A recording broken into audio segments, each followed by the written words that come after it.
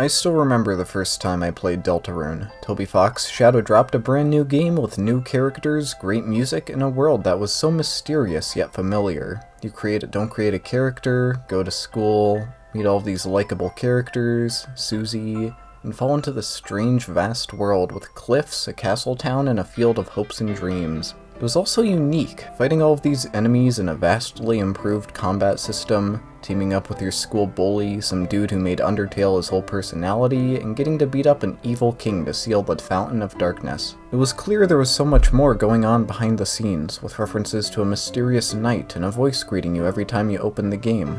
And then you wake up, walk outside as the sun sets, and explore your hometown as a quaint piano piece plays in the background. It was so easy to get immersed in the world, all of the characters and dialogue felt so authentic. Finally, you return home and go back to bed where it all started, and the credits play as a really bad vocal track plays in the background. But that's okay, because everything else was good. Deltarune Chapter 1 was a great experience that came out at the perfect time for me. After that, who wouldn't be excited for Chapter 2? Then 3 years later, Chapter 2 released.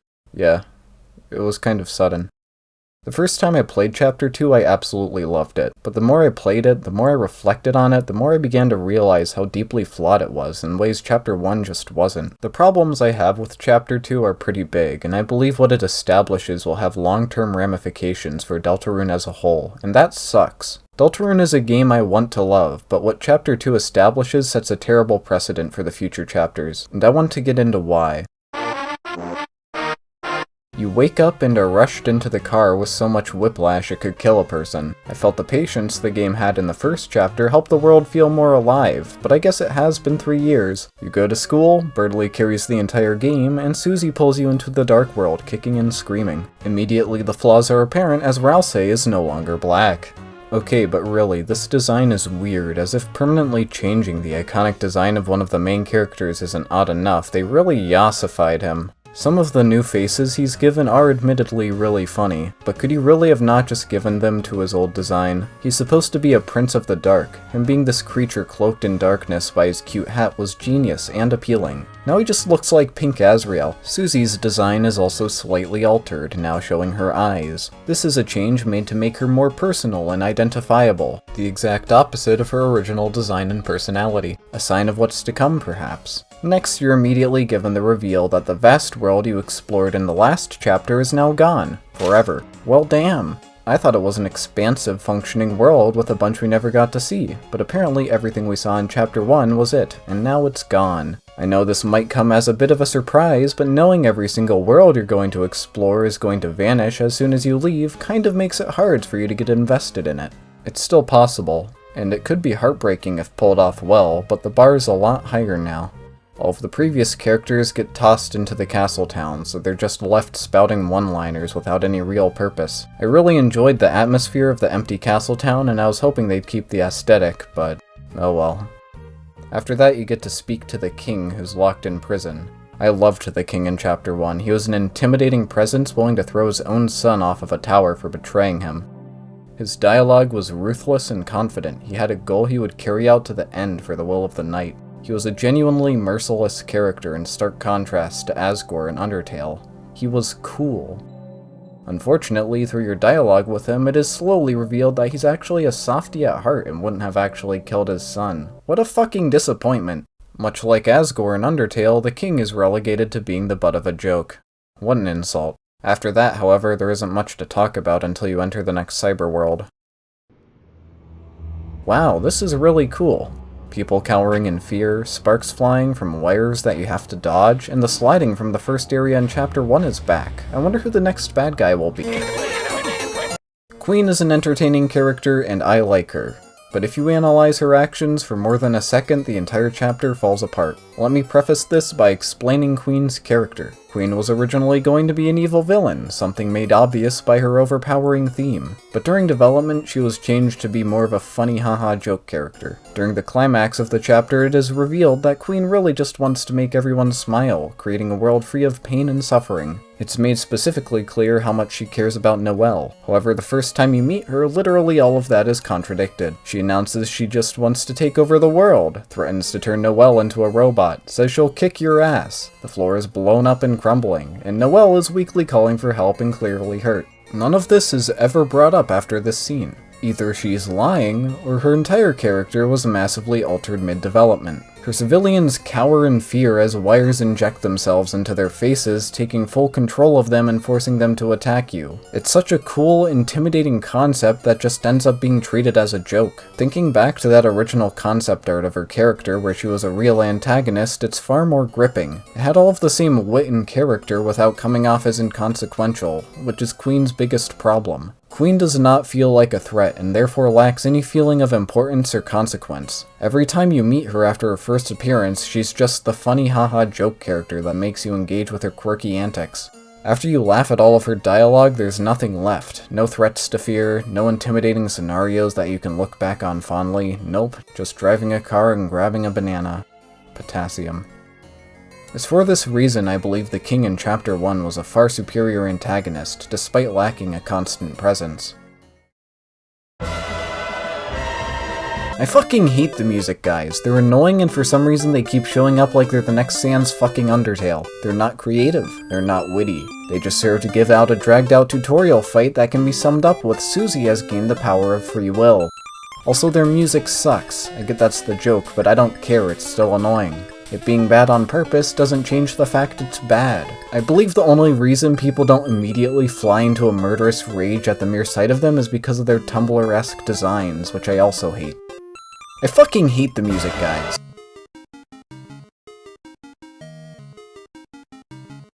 I still remember my imagination going crazy when it was first revealed. It was such an unbelievably cool concept for the next setting. Imagine this sprawling city only lit by neon lights expanding out in every direction with a bunch of things to go do and see. Unfortunately, in the confines of the story, you never actually get to see any of that. During everything you experience, it doesn't feel like this massive cyber city. It's just a bunch of tight corridors that lead from point A to point B.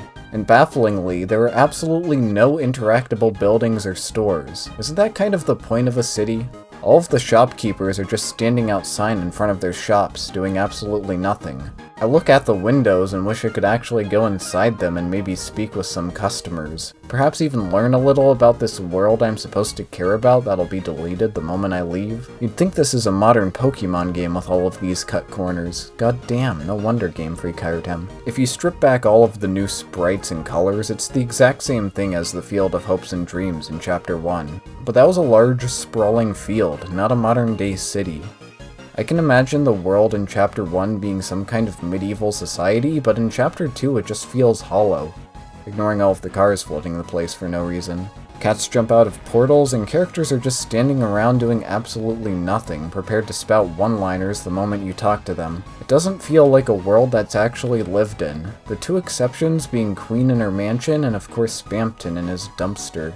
It's so strange, because world building was one of the few things Undertale actually did well, but I guess because all of these areas are going to be thrown away after you visit them, it doesn't matter anymore.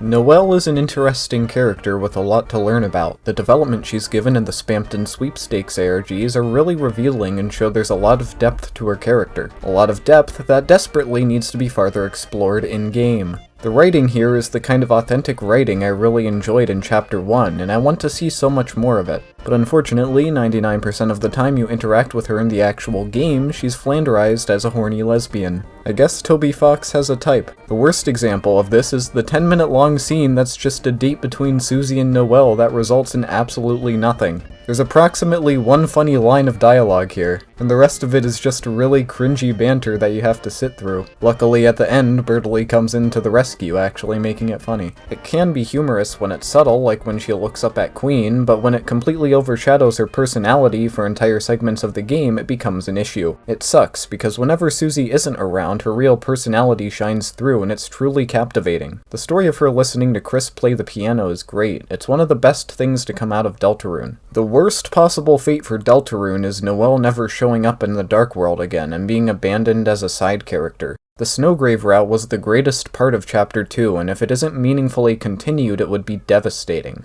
I like Noelle. Spamton is such a massive step up from Jevil, it's insane. You get to see him during the main story, he owns a shop you can actually enter, he has 7 original themes and 2 unique boss fights. This should be the standard for secret bosses moving forward. Spamton is a great character with a delightfully tragic backstory that recontextualizes all of his schizophrenic episodes. Or at least some of them. It would be the funniest thing ever if Mike wasn't even an actual character. If there's one thing Toby does well, it's horror, and oh boy is Spamton the perfect setup for it. His shop that's breaking apart at the seams, the few times where he seems completely lucid, the entirety of the mansion basement, and the way he just breaks. It's absolutely fantastic, and I hope it gets taken even farther in future chapters. Spamton is one of the few times characters in Chapter 2 act realistically, and it's incredible. Especially when you get an actual reaction out of Chris.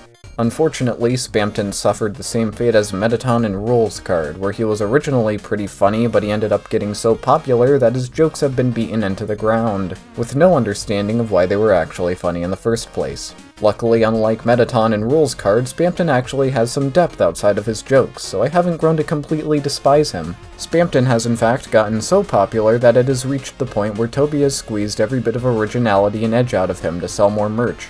And also make a bunch of admittedly pretty funny videos. Worm from the string! Nothing says trendy like, I own a worm. Are you a single mother? No? Well, you will be soon. This one's coming to your house, whether you like it or not. The payoff of Spamton's arc was that he died. It's why it was so impactful. He flew too close to the sun. By repeatedly bringing him back, it cheapens that, even if it isn't canon. Because like it or not, it still changes the perception of the character. Imagine if Azrael in Undertale was milked to this extent. None of that is actually part of the game though. In Deltarune, he's one of the few parts of Chapter 2 that actually surpasses Chapter 1 in every way. When I first encountered Spamton, I interpreted all of his dialogue in square brackets as being ads. I thought he sold his own dialogue as ad space. This area is just boring filler. Also, why the hell are there teacups in a computer world? Getting captured by Queen was when I realized Chapter 2 was just a remixed version of Chapter 1. You fall into the dark world, see the quirky reoccurring character of the chapter, have a segment after the mini-boss where your party changes, get captured, escape your cell and have a moment of character development, fight your way through the castle, and fight the boss at the top to seal the fountain. It's all very repetitive, and I'm worried it's going to happen again because Toby shared a cut sneaking track for Deltarune. My mind immediately went to, so we're going to have to sneak out of the dungeon this time. God, I hope this is just a coincidence. I shouldn't have to explain why every chapter using the exact same format is a terrible idea. Every single line this blue bastard says is comedic perfection. Whenever he shows up, you know it's going to be pure gold. His facial expressions are the best in the entire game. The emotional range and the amount they convey is incredible, and funny.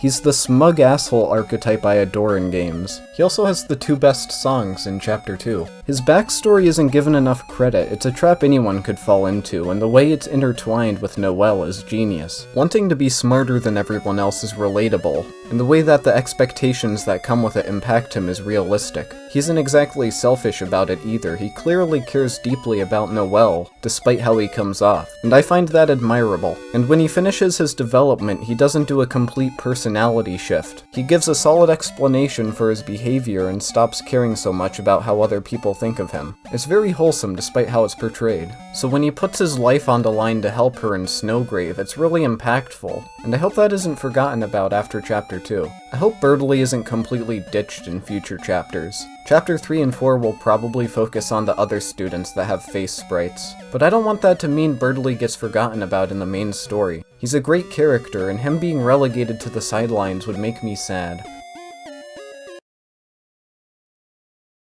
What the fuck? While I was playing Chapter 2 for the first time, I saw Task Manager and was immediately like, yeah, she's going to be the fan favorite. Then my mom walked into my room. I don't know why I made this a segment. During Pandora's Palace, you're sent down an acid river with Rousey, and I feel like that would be a good time to talk about how this poor boy was treated in Chapter 2. In Chapter 1, Rousey was a natural foil to Susie, and a humorous parallel to everyone who thinks the pacifist run in Undertale is the best. It's not. Neutral is. Specifically the neutral route where you only kill the 2 knights in Mettaton. He was a wholesome, naive character with a very mysterious background. He was ripe for character development, a deep dive into his backstory, and an exploration into his mentality. Unfortunately, Toby Fox looked at Twitter and saw everyone calling him a femboy, and decided to give you the option to come onto him at every possible opportunity. This is either a genius bit of meta-foreshadowing or someone's fetish. In Chapter 2, Ralsei is thrust onto the sidelines and gets completely overshadowed by Noelle. A repeated gag is that Queen has no idea who the hell he is, and honestly, I don't blame her. Ignoring a few minor interactions, he could be completely excluded from Chapter 2 and nothing would change.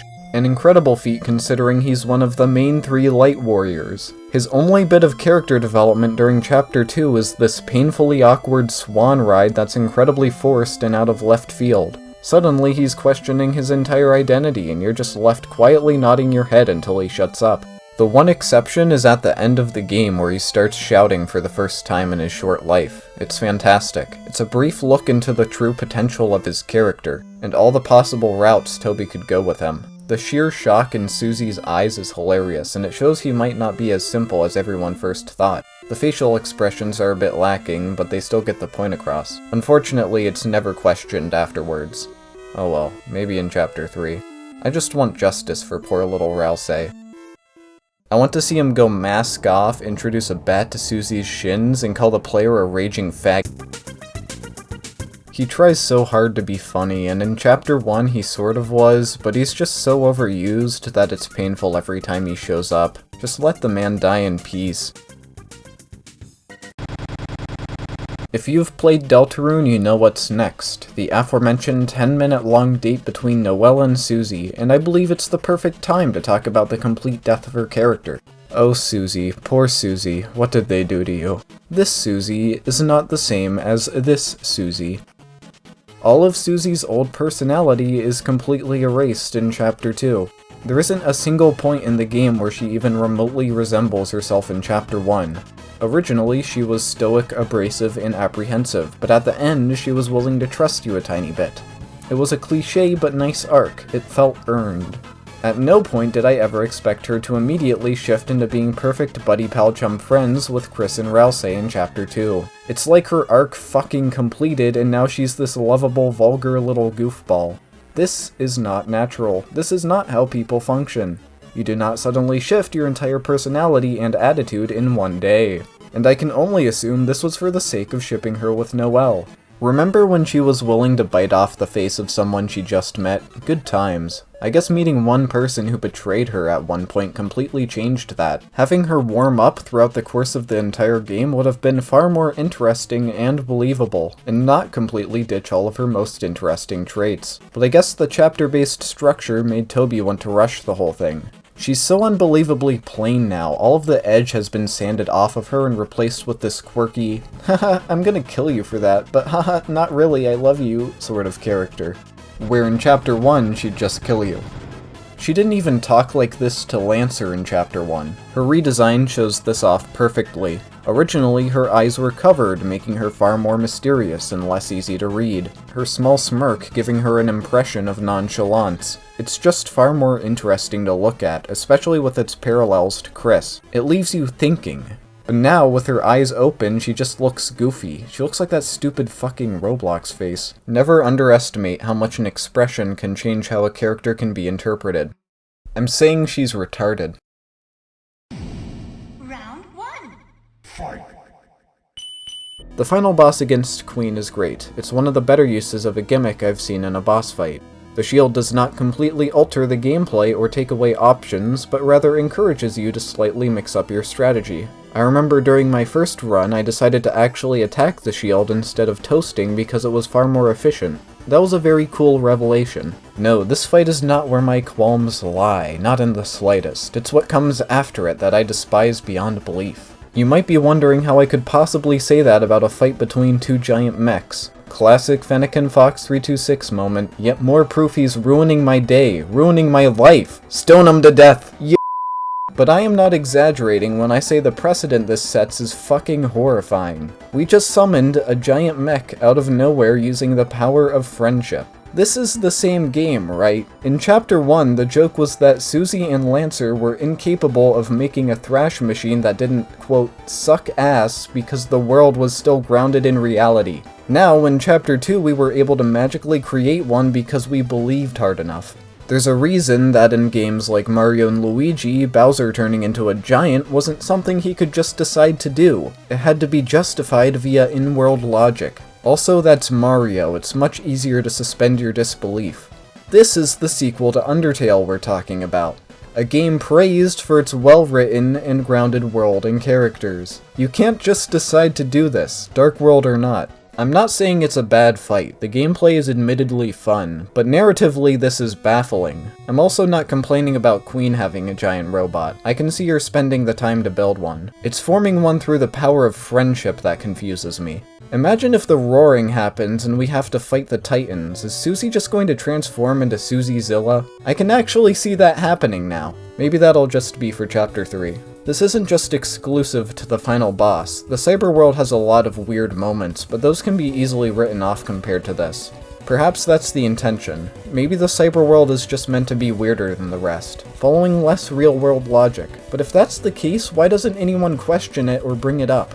If I'm just supposed to be along for the ride and Deltarune is meant to be this silly game where nothing matters, then this isn't a problem, but I expect more. I expect well-developed, likable characters, a world that feels real and lived in, and a story that'll make me feel something.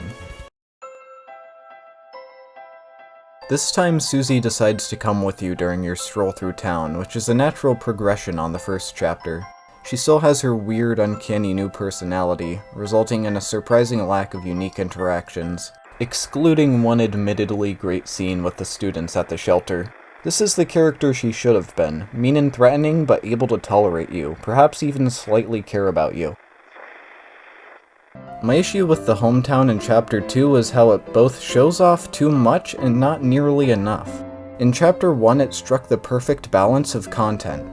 The town felt full and lived in, but left enough unexplored or vague to keep your imagination running wild. What's inside the church? Who lives there? What's in the shelter to the south? Why is Sans fucking my mom? In Chapter 2, it shows off way too many places and interactions, while keeping many places bafflingly empty or unexplored. It was ultimately inevitable that the mystery would disappear over the course of the game, but I think it could have been handled better. Finally, the game ends with a plot twist that just repeats the first one to get YouTubers screaming. At least the credits theme is good this time. I feel like I'm forgetting something. The Snowgrave route, despite being a little cheesy, fixes every problem I have with Chapter 2. The game starts taking itself seriously. Birdley is given an incredible character moment. Susie has far more natural dialogue during the climax, and you don't win by summoning a giant robot. Oh, and Spampton. I love how he takes over Queen's castle, making it far more interesting and difficult. The fight between only him and Chris is what we gamers like to call badass. His dialogue during the fight is incredibly revealing and, well, raw, as one comment put it. It's a battle between two villains, and you're one of them. It's really good. Noelle is given so much well-deserved attention. All of the strange things you have to do to achieve the route really helps it feel like you're actually doing something wrong. Treating Noelle like a disposable party member that you just want to get stronger at any cost is a great concept for a genocide route, because Undertale has always been about subverting classic RPG conventions, and it results in so many more interesting situations because it's someone else you're getting to do it. Don't act like repeatedly saying proceed isn't just goofy though. Meeting her at the hospital and hearing her mind race as she tries to grapple with what just happened is so uniquely compelling, and the music sells it incredibly. It's also interesting how she's the only one to notice a change in Chris's behavior, and the absolute shock when you realize you've been wearing her watch this whole time. God, it's so fucking good. The way Queen reacts when she realizes all of her friends are gone is so unbelievably refreshing after an entire chapter of her just being so one-dimensional. I can't wait to see how she might act in the preceding chapters. But that's the thing, we don't even know if Snowgrave will be meaningfully continued in future chapters. The theme of Deltarune has been that your choices don't matter, and that scares me. I'll understand if all of your actions lead to the same ending, but the choices you make still have to impact how everything beforehand plays out. If it doesn't, that would be the biggest missed opportunity of the century. I hate to break it to you, Mr. Fox, but Undertale having your choices matter is the only reason it ever got bigger than Yume Nikki. Chapter 2 felt very rushed and unpolished when the game first released, which is weird because it was in development for 3 years. You weren't able to slow your soul with X on release, which should really show your hitbox like in Touhou. The shadow crystals were retconned in and yet you didn't get one in Chapter 1. No idea how they missed that. And they missed a lot of really obvious bugs. Deltarune is capped at 30 frames per second, despite it being the 2020s. This game can run on a fucking toaster. There are no technical limitations preventing it from running at 60. It isn't part of the game's art style. NES games all ran at 60 frames per second with no exceptions. Modders have been able to increase the frame rate, so there's no excuse for the actual developers to not add it as an option. If the game's story and characters are going to end up sucking, then you might as well make the gameplay feel better. There's no reason for this game to run worse than Mario for the NES. Especially when Touhou ran at 60 frames per second in 2005. Who would have guessed that referring to a single person with a word used to describe multiple people could result in dialogue being fucking confusing? This Chris non-binary bullshit is annoying. Chris is not non-binary. He's meant to seem like a self-insert for the player that ends up being revealed to be his own character. That twist would not work if Chris was female and you were male, so Toby took the easy way out by making him androgynous. It's like these retards can't comprehend that he can be both, someone you're supposed to identify with and his own character. Everyone knows Chris is his own character now, so this confusing they bullshit doesn't have to continue. Judging by the technology, Deltarune clearly takes place in the mid-90s to early 2000s, which was before Tumblr was invented. So our modern schizophrenic concept of pronouns literally does not exist. I fucking hate Tumblr. Chris is very obviously a dude. His room lacks any decorations, he has body spray, broad shoulders, a wide head, and his relationship with Ralsei is And his relationship with Azriel is obviously one of two brothers. Judging by what was shown in the new trailer, Deltarune seems to be suffering from some major feature creep. There are version-exclusive gimmicks, this stupid rhythm game, a simultaneous release on PC and console, and is being translated into Japanese. If this bullshit is why the game has been in development for 7 years, that pisses me off. Gaster isn't real. The Mystery Man is a joke character based on Uboa with a theme directly stolen from Final Fantasy. He's a parody of cut content, and the fact people talk about him like he's this well-established character that's going to have a massive impact on the story is fucking baffling. We hear some random lines of dialogue about him in Undertale, that's it. We don't even know if the Mystery Man is actually him, he's probably this guy. Toby focused on all of the wrong things. Chapter 2 decided to completely focus on humor at the cost of everything else, and it does an alright job, but in order to achieve that, they had to mutilate a bunch of characters, and ignore giving proper attention to the new ones. But the thing is, I never liked Deltarune for the humor. There are millions of funnier games out there. I liked Deltarune for its story and authentic characters, but the changes Chapter 2 made to the game ruined that. When the two most interesting and well-developed characters are a silent protagonist and an incredibly horny reindeer, it doesn't leave me optimistic, especially when 99% of that development is done through an ARG. My expectations for the next 2 chapters are still really high even after all of this. It has been 4 years after all, but I've seen so many cool fan concepts and heard so many great fan songs that the real thing might not even end up being as interesting. That's the problem with a chapter-based structure, I guess. So yeah, that's it. That's all I have to say. I'll gladly be pirating Deltarune when it comes out. I'll probably upload my first playthrough now that I have my thoughts out there. Who does Toby Fox have developing Deltarune anyway? Oh no. Oh no. Oh no, this game is fucked!